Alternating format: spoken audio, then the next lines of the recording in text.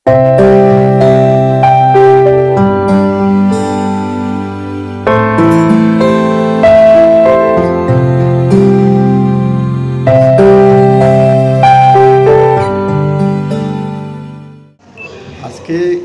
পশ্চিমবঙ্গ ইতিহাস সংসদের 35তম বার্ষিক অধিবেশন আমাদের বিশ্ববিদ্যালয়ে হচ্ছে।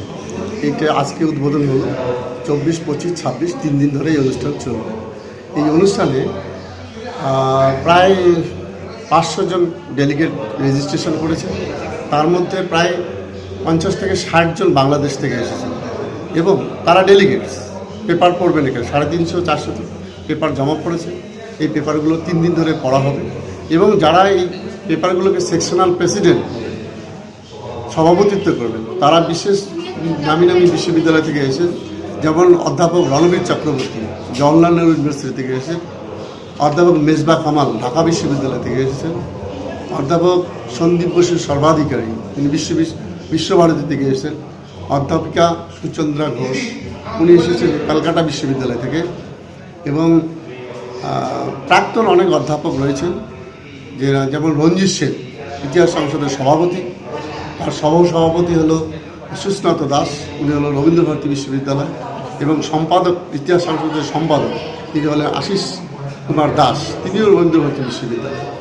এইভাবে তাছাড়া আসাম থেকে রয়েছে রাজেন শইকিয়া এবং সাগর বড়ুয়া, তারাও সেকশনাল প্রেসিডেন্ট হিসেবে এখানে অংশগ্রহণ করবেন। আর এই যে 3 দিন ধরে অনুষ্ঠান, বিভিন্ন যে পেপার পড়া হবে প্রায় 350 পেপার পড়বে। এটা 6টা সেকশন করা আছে।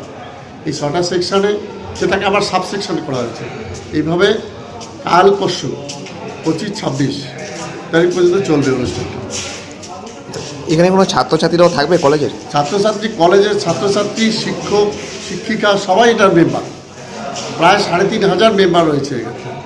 তার মধ্যে কলেজের ছাত্ররাও আছে এবং যারা বিশ্ববিদ্যালয়ের শিক্ষক, কলেজের শিক্ষক শিক্ষিকা সবাই এটার মেম্বার। বাইরের থেকে কোনো ছাত্রছাত্রীদেরকে আসছে এখানে অংশ নিয়েছে?